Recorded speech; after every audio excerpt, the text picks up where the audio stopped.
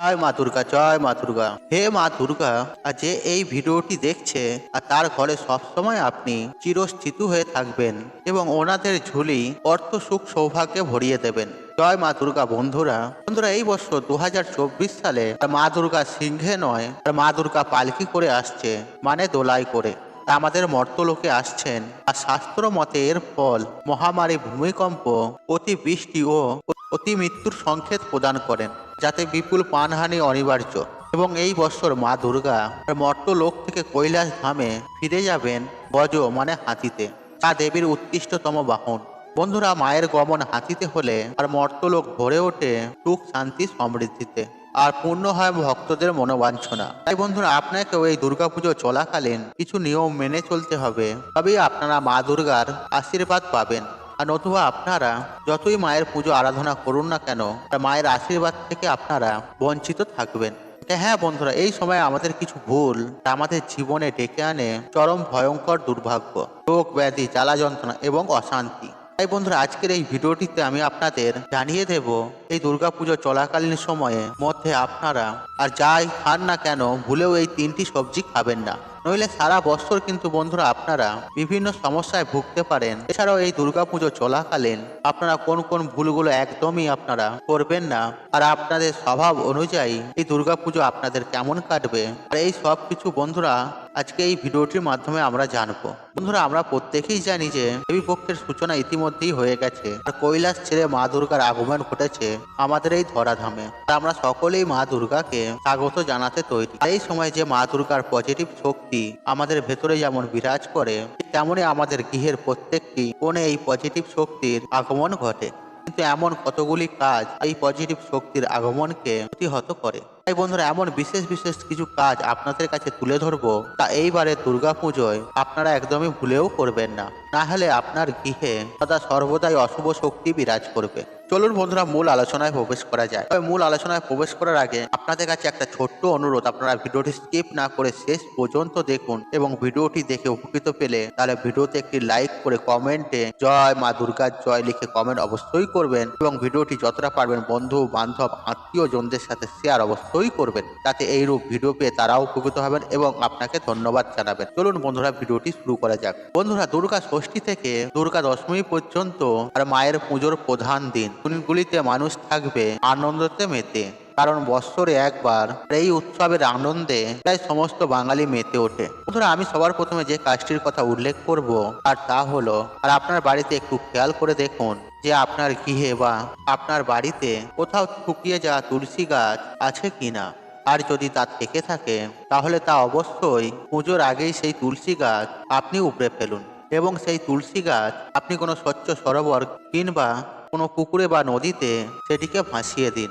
তাহলে যত্রতত্র যদি তুলসী গাছ থাকে, তা যদি সচেত থাকে তাহলে তা তুলতে যাবেন না, কেবলমাত্র শুকনো তুলসী গাছই আপনি উপড়ে ফেলুন। বন্ধুরা বাড়িতে শুকনো তুলসী গাছ থাকার কারণ অকল্যাণ ডেকে নেওয়া হয়, তাই বন্ধুরা গৃহে কখনোই শুকনো তুলসী গাছ রাখবেন না। বন্ধুরা দ্বিতীয় যে বিষয়টির কথা বলবো সেই বিষয়টিও অত্যন্ত গুরুত্বপূর্ণ, আর এই বিষয়টি হলো বন্ধুরা এই যে দুর্গাপুজোর দিনগুলি বিশেষ করে ষষ্ঠী থেকে দশমী পর্যন্ত এই সময় একটি বিষয় খেয়াল রাখবেন, আর তা হলো এই সময় আপনার চুল বা নখ একেবারেই কিন্তু কাটবেন না, আর চেষ্টা করুন ষষ্ঠীর আগে থেকেই সম্পূর্ণ পরিষ্কার পরিচ্ছন্ন হয়ে যাওয়ার। বন্ধুরা চুল বা নখ এই সময় কাটা কিন্তু অশুভ শক্তির ইঙ্গিত দেয়, আর বিশেষ করে শনি দেবতাকে রুষ্ট করেন, এবং তার পাশাপাশি মা দুর্গাও কিন্তু সমানভাবে রুষ্ট হন। তাই বন্ধুরা দুর্গা ষষ্ঠীর আগেই আপনার এবং আপনার বাড়ির অন্য কোনো সদস্যের চুল বা নখ কাটার যদি প্রয়োজন দেখা দেয়, তাহলে এই পর্বটি আপনি পুজোর আগেই সেরে রাখুন, কিন্তু ভুলেও ষষ্ঠী থেকে দশমী পর্যন্ত এই সময় চুল বা নখ কাটতে যাবেন না।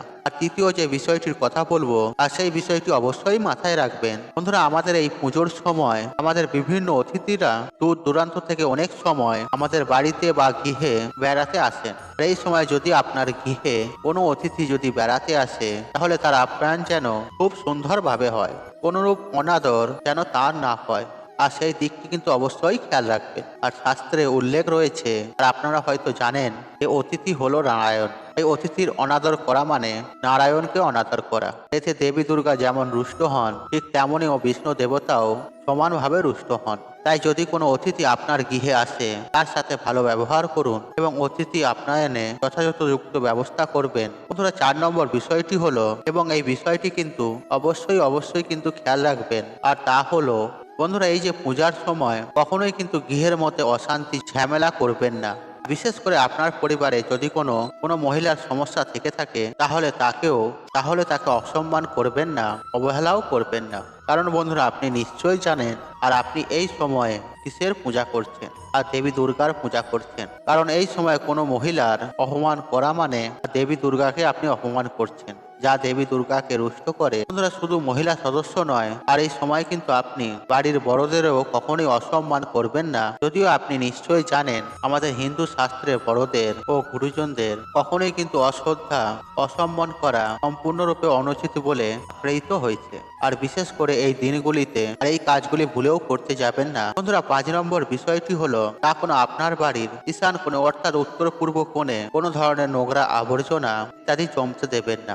যদি এগুলি জমে থাকে তাহলে এগুলি অবলম্বে পরিষ্কার পরিচ্ছন্ন করে রাখ। কারণ বন্ধুরা ঈশান কোণ হলো বাড়ির সব থেকে শুভ দিক, আর এই দিকে যদি নোংরা আবর্জনা রাখেন তাহলে অশুভ শক্তি আপনার গৃহে সদা সর্বদাই বিরাজ করবে। কারণ মা দুর্গা আপনার গৃহে প্রবেশ করবেন না। বন্ধুরা এরপর 6 নম্বর বিষয়টির কথা যে বলবো তা হলো, বন্ধুরা আপনারা এই সময় খেয়াল রাখবেন আপনি কিংবা আপনার বাড়ির কোনো সদস্য সন্ধ্যার সময় যেন না ঘুমায়। কারণ সন্ধ্যার সময় ঘুমানো শাস্ত্র কখনো সংহতি দেয় না। যদি বাড়ির কোনো সদস্য যদি শারীরিকভাবে অসুস্থ থাকে অথবা কোনো গর্ভবতী মহিলা থাকেন, তাহলে তাদের ক্ষেত্রে এই নিয়ম প্রযোজ্য নয়। কিন্তু সুস্থ অবস্থায় কখনোই কিন্তু সন্ধ্যাবেলায় ঘুমাতে যাবেন না বা ঘুমাবেন না।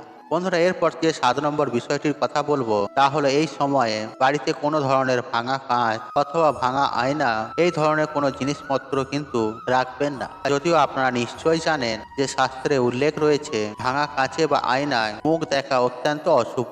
তাই এই দুর্গাপুজো চলাকালীন আপনারা আপনাদের বাড়িতে বা বাড়ির আনাচে কানাচে যদি কোথাও ভাঙা আয়না দেখা যায়, তাহলে এই সময় অবশ্যই মনে করবেন আপনার গৃহ থেকে সেই ভাঙা কাঁচ বা আয়না বাড়ির বাইরে ফেলে দিন। এতে আপনার বাড়ি থেকে নেগেটিভ শক্তি দূর হবে। বন্ধুরা এরপর যে 8ম বিষয়টি কথা বলবো তা হলো, যদি আপনার গৃহে কোনো রকম পুরনো জামা কাপড় যেগুলো একদমই পরা যাচ্ছে না, নোংরা ন্যাকড়া এই ধরনের কোনো জিনিসপত্র যদি থাকে তাহলে সেগুলিও কিন্তু ফেলে দিন। কারণ এই ধরনের জিনিসপত্র কিন্তু বাড়িতে নেগেটিভ শক্তিকে টেনে আনতে সাহায্য করে। তাই বন্ধুরা অবিলম্বে এইগুলি বাড়ি থেকে বাইরে বের করুন। সেই সঙ্গে 9ম যে বিষয়টির কথা বলবো তা হলো, যদি আপনার গৃহে কোনো ঝুল থাকে, কারণ অনেক সময় দেখা যায় বিভিন্ন দেবদেবীর মূর্তিতে বা ঝুল জমে থাকে, তাহলে অবিলম্বে সেই ঝুল পরিষ্কার করুন। কারণ এই ঝুল কিন্তু নেগেটিভ শক্তি বাড়িতে ধরে রাখতে সাহায্য করে। আর তাই যদি বাড়িতে যদি পজিটিভ শক্তির আগমন করতে চান, তাহলে বাড়ির মধ্যে যে সমস্ত ঝুল রয়েছে সেগুলি আজই পরিষ্কার করুন। আর 10 নম্বর বিষয়টি হলো, তা হলো এই দুর্গা ষষ্ঠী থেকে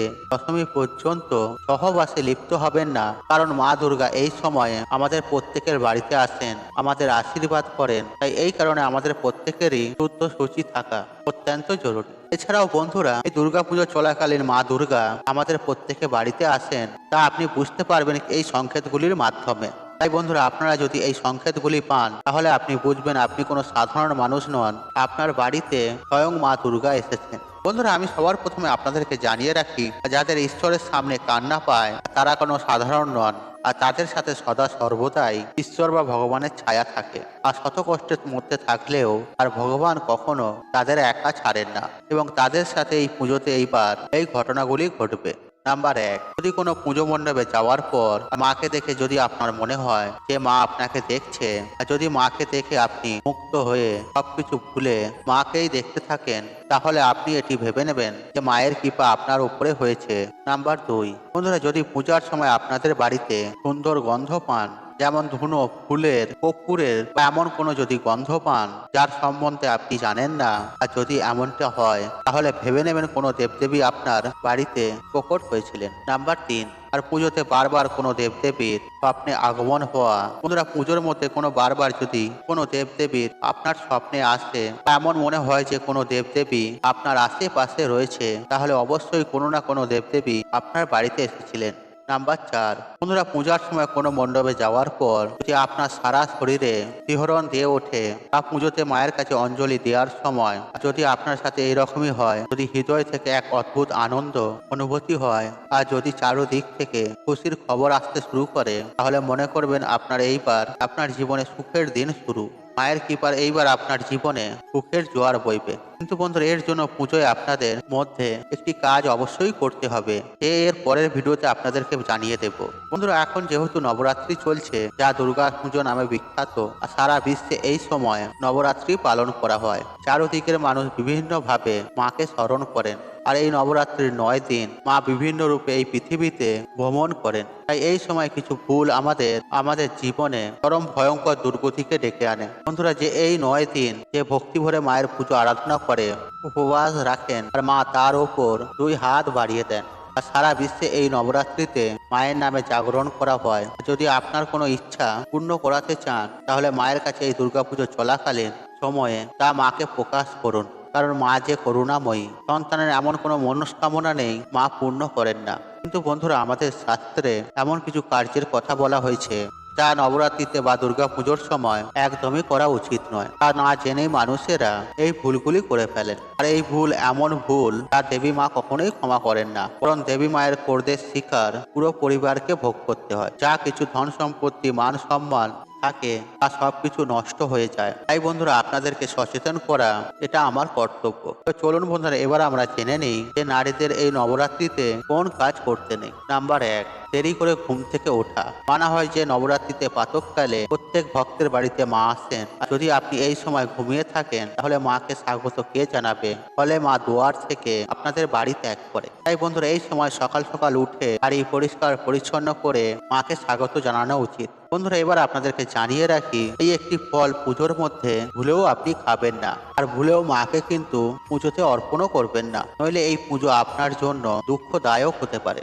হ্যাঁ বন্ধুরা আপনি একেবারে ঠিকই শুনেছেন। আর এই একটি ফল পুজোতে কখনো চড়ানো হয় না। বন্ধুরা আপনারা সকলেই জানেন যে একমাত্র হিন্দু ধর্মে ভগবানকে কি প্রসাদ অর্পণ করা উচিত এবং কেমন ভাবে করা উচিত তার উপরে বিশেষ ধ্যান দেওয়া হয়। তাই আপনাদের প্রত্যেকেরই জানা উচিত যে এই নবরাত্রিতে বা এই দুর্গাপুজোর সময় ভুলেও এই ফল মাকে দেওয়া উচিত নয়। বন্ধুরা এই ফল দেবতাদের জন্য অমান্য করা হয়েছে, আর সেই ফলটি হলো নাশপাতি। এই ফল কিন্তু মায়ের পুজোতে আপনারা ভুলেও দেবেন না। যারা নবরাত্রিতে মায়ের ব্রত রাখবেন তারা মাকে ভুলেও এই ফল কখনোই অর্পণ করবেন না, নইলে আপনি কোনো বড় বিপদে পড়তে পারেন। আসলে বন্ধুরা এই ফলের নামের জন্য যে কোনো শুভ কাজেতে এই ফল নিষিদ্ধ করা হয়েছে। এই ফলের নাম হলো নাশপাতি, আর নাশ কথার অর্থ হচ্ছে বিনাশ বা ধ্বংস।